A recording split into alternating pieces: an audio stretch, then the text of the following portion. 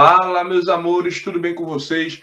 Professor Eduardo Ribeiro, de História aqui. E hoje, meus amores, vamos falar sobre esses três povos magníficos, de muita relevância e de muita importância para a nossa sociedade. São os povos hebreus, fenícios e persas. São povos importantíssimos, cujas características, cujas raízes da construção do saber, eles permeiam muito a nossa sociedade. Ninguém pode negar que os povos hebreus eles têm uma importância fundamental para a nossa sociedade. E isto é magnífico, é importantíssimo. Por exemplo, de Israel, que é de onde são os povos hebreus, ninguém pode negar, por exemplo, a importância da religião. O judaísmo, o cristianismo, que também surge de Israel, e é uma dissidência do próprio judaísmo. O Islã, que apesar de não ser hebreu, mas é uma dissidência da religião hebraica. Então, os povos hebreus eles têm uma importância muito grande na nossa sociedade. Assim como os fenícios, excelentes navegadores, os povos persas, também grandes guerreiros. Então, é sobre isso que nós vamos descobrir hoje. Fica aqui com o professor Eduardo Ribeiro, que o assunto hoje vai ser interessante. Hein? Bom, então, vamos começar falando sobre os hebreus. Então, os hebreus, ele é aquele povo que, entre os três, eu acredito que seja mais famoso, que seja mais conhecido. É o povo que desenvolveu essa grande civilização na região da Palestina, que hoje é uma civilização que, sejamos sinceros, vive em conflitos constantes. É uma região um pouco conturbada, um pouco difícil, um pouco complicada. Como religião, eles inovam porque são o primeiro povo entre todo o mundo antigo a ter uma religião de característica monoteísta. Até então, isso não era comum, isso não era uma coisa normal. Entre todos os povos das várias civilizações antigas que nós já falamos, Mesopotâmia, o Egito, Índia, China, Japão, entre todos, a característica predominante comum era o politeísmo, ou seja, a crença em vários deuses. Os hebreus, eles criam e desenvolvem o conceito de monoteísmo, ou seja, a religião que adora a um único Deus, certo? E os hebreus ele é um povo que é muito apegado a seus dados históricos, temporais. Como assim apegado a dados históricos temporais? A gente vai observar as mitologias das várias religiões do mundo antigo, por exemplo, a mitologia grega, a mitologia egípcia. No caso da mitologia grega, quando vai se falar de algum feito que Zeus fez, não se coloca uma delimitação de tempo clara. Dá a entender sempre que é antes da fundação do mundo, ou se no mundo já fundado, em um princípio muito distante. Já os hebreus não. A sua religião é atrelada diretamente à construção da sua historicidade. Então a gente vai ver que sempre os feitos de Deus, sempre os feitos do Senhor Deus, é sempre ligado muito à historicidade do povo. Aconteceu um determinado feito no reinado do rei Ezequias, no reinado do rei, enfim. Então, sempre desta forma. A construção, ela sempre se permeia dessa forma, certo? E as suas leis, as mesmas leis de convívio da sociedade são as mesmas leis religiosas. Então, a sociedade política e sociedade religiosa, elas estão imbricadas e são uma única coisa em Israel. Até aqui alguma dúvida, pessoal? Se tiverem, deixa nos comentários que eu tiro todas as eventuais dúvidas que possam vir a surgir, tá certo? Também a gente não pode deixar de falar aqui, ó, da Torá, que é o livro sagrado para os hebreus, certo? É o equivalente aos 5 primeiros livros da Bíblia, Gênesis, Êxodo, Levítico, Números, Deuteronômio, é a Torá para o povo de Israel, é os livros que refletem a lei, certo? O Pentateuco, o cumprimento da lei do povo de Israel. Bom, a região, né? A gente não pode deixar de falar da região. Tem uma característica importantíssima. Vocês podem observar nesse mapa que Israel ele é um povo e uma civilização que cresce no meio desses outros gigantes do passado. Ele tem o Egito, vocês podem observar no mapa. Ele tem a Síria, a gente tem a Babilônia. Nós temos aí toda essa região do mundo antigo e você vê Israel, que é um país, assim, em termos territoriais, relativamente pequeno. Você pode ver aí, aqui, ó, a cidade de Jerusalém, posteriormente se torna a capital de Israel. Aqui no mapa, acredito que todo mundo está conseguindo observar a cidade de Jerusalém. E essa regiãozinha aqui é a região de Israel. Uma região pequena aqui, certo? Na Palestina. Para cá nós já temos aqui cidades fenícias, né? Tiro, Sidom, mais para frente. Mas a gente observa como o território israelita é um território relativamente pequeno comparado aos outros impérios, aos outros reinos da antiguidade, certo? Aí na foto agora que vocês podem observar nesse slide, eu estou passando aí para vocês, observem que já temos aí uma foto da cidade de Jerusalém na atualidade, capital de Israel, reconhecida por eles mesmos e por uns poucos países no mundo, mas é muito atrelado à sua questão de historicidade, certo? Muito atrelado à sua historicidade. Sobre a história de Israel, vamos começar a compreender um pouco, né? Israel, enquanto povo, enquanto nação, enquanto civilização, nasce das migrações pelas regiões do Oriente Médio. Ou seja, pessoas começam a migrar e se estabelecem nessa região da Palestina, né? E se você for ver nos relatos bíblicos, vai ser dado o nome de Canaã. Como é que se dá essas migrações, né? O princípio de Israel, reconhecido pelos princípios religiosos, é quando o patriarca, né, Abrão, na época chamado Abrão, posteriormente chamado Abraão, ele recebe um chamado vindo da parte de Deus, no livro de Gênesis, capítulo de número 12, quando Deus diz assim: olha, Abraão, sai da sua terra, saia da sua parentela, saia da casa do seu pai e vá para uma terra que eu te mostrarei. E você será uma grande nação, você será uma bênção, e em ti serão benditas todas as famílias da terra. E Abraão sai com sua mulher, sai com seus empregados, e começa a peregrinar aí a um lugar onde Deus iria mostrá-lo. Abraão, ele sai da cidade da Mesopotâmia, certo? Ele sai das regiões da Mesopotâmia, numa cidade chamada Ur, e ele sai dessa região, na Suméria, e passa a peregrinar em busca dessa terra prometida, dessa Canaã.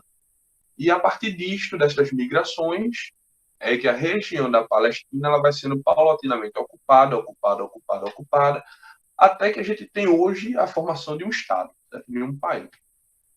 Sobre a história de Israel, necessariamente, esse Israel antigo, pelo menos, nós podemos compreender através de 3 fases de desenvolvimento, que são essas que vocês estão vendo aí no meu slide.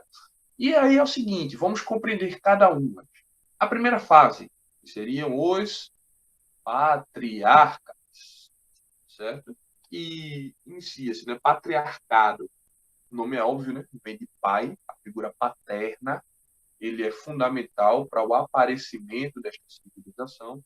A figura do pai, o chefe de família como pai, a autoridade era do chefe de família desses patriarcas.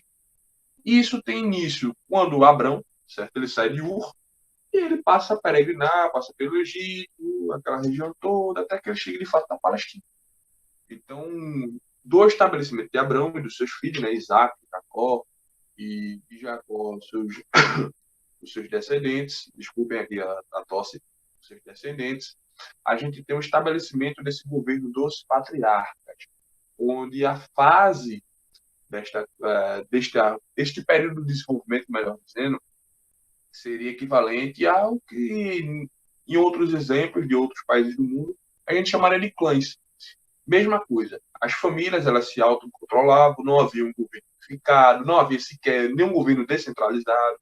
Eram as famílias que se autocontrolavam, se autogovernavam, viviam de sua forma, cujas as características eram pertinentes a cada família, mas muito ligados à religiosidade, sobretudo recorrendo àquela velha tradição. Como eu disse a vocês, Israel é muito apegado à historicidade, recorrendo àquela tradição de que nosso pai Abraão, nosso pai Isaac, nosso pai Jacó, o Deus de Abraão, Isaac e Jacó, o Deus que apareceu a Abraão.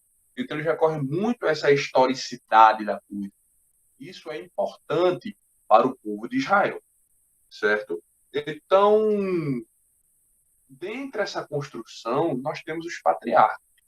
Depois nós temos ainda, né, depois da morte de Abraão, a gente tem Isaac, depois da morte de Isaac, a gente tem Jacó e os seus filhos. A gente tem o chamada peregrinação, que eles vão para o Egito em busca de alimento, porque a região de Canaã da Palestina estava passando por uma seca, uma fome muito grande, eles descem para o Egito, que inclusive a gente falou sobre isso lá na aula do Egito Antigo, quem não tiver lembrado, volte lá e assista, certo? Que nesse período Israel ele se alia com os Ixos, que estavam controlando o Egito. O povo de Israel ele desce, né? Os patriarcas, né? Alguns, por exemplo, a gente tem José e os irmãos dele que ocupam, vivem no Egito durante esse período do estabelecimento do governo Ixo no Egito.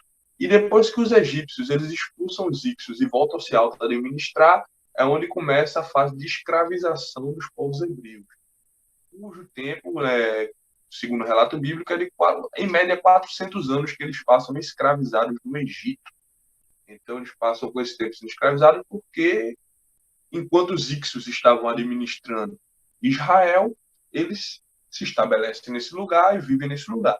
O que para os egípcios soou como uma afronta, uma eventual possível ameaça. Do jeito que os Ixos dominaram, porque eles são um povo numeroso. Então, daí que surge a ideia de escravização dos povos hebreus. Posteriormente a isso, quando eles são finalmente libertos do Egito, né?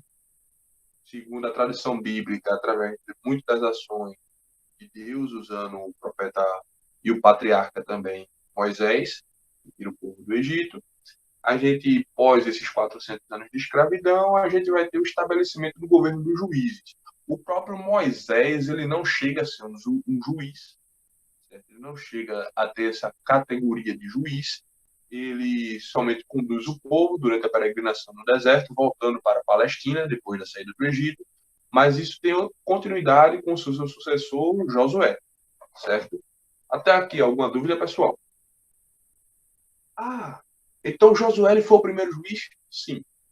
Quando o povo sai do Egito e volta para Canaã, a gente já tem agora o estabelecimento de fato de uma administração central, porque o povo era muito grande. Então precisava ter uma administração, precisava-se de leis para serem cumpridas, precisava-se de uma organização sociopolítica interessante. Então, os juízes eles eram importantes por este aspecto, certo? Eles eram intensamente importantes por esse aspecto. Então, sim, no juízes nós já temos um governo, ainda que não é um governo centralizado. Nessa época dos juízes, a gente tem a divisão por tribos. Então, cada tribo deveria se auto-organizar. Tribo? Como assim uma tribo? Um agrupamento de clã. Então, cada tribo eram descendentes de um determinado clã. Em Israel, nós temos 12 tribos, que era a tribo de Dan, a tribo de Gad, a tribo de Judá. Então, a gente tem o estabelecimento das tribos, certo? A tribo de Benjamim. Cada tribo, o agrupamento de um clã. Então, esses clãs, eles se auto-administravam agora obedecendo às leis de Deus, registradas na Torá, e foi construída e escrita, sobretudo, nesse período da peregrinação do deserto, que eles passam 40 anos saindo do Egito e voltando para a Palestina, migrando, certo? Segundo o relato bíblico. Bom, não havia um governo centralizado, não havia a figura de um rei, o sistema político é muito teocrático, não que depois deixe de ser, mas aqui a gente tem configuração diferente. Os profetas e os juízes, eles determinavam como o povo deveria agir, como deveria falar, como deveria se portar, como deveria sacrificar a Deus, como seriam os cultos religiosos. Havia padronizações para todas essas coisas, certo? Ah, e os patriarcas, eles deixam de existir porque os juízes foram estabelecidos? Não, de forma alguma. Eles continuam existindo, continuam tendo muita influência e continuam sendo chefes das famílias, diga-se passagem, tá certo? O que muda é que agora, acima dos patriarcas, a gente tem uma figura política mais atuante e religiosa também, que são os juízes, que deveriam julgar caso os patriarcas houvesse desentendimento entre eles. Porque se eu sou um patriarca, você é um patriarca, e a gente começa uma disputa, quem é que está certo, quem é que está errado, uma vez que nós temos a mesma autoridade. Não havia juízes antes porque existiam poucos patriarcas. Né? Israel era um agrupamentozinho de povos migrando. Agora a gente tem um povo grande. Então seria necessário que alguém julgasse as causas do povo. Por isso o estabelecimento do juízes. E tinha, como eu disse, essa finalidade política, mas também tinha uma finalidade religiosa. E a religião era extremamente importante. Ok, pessoal? Posteriormente, certo?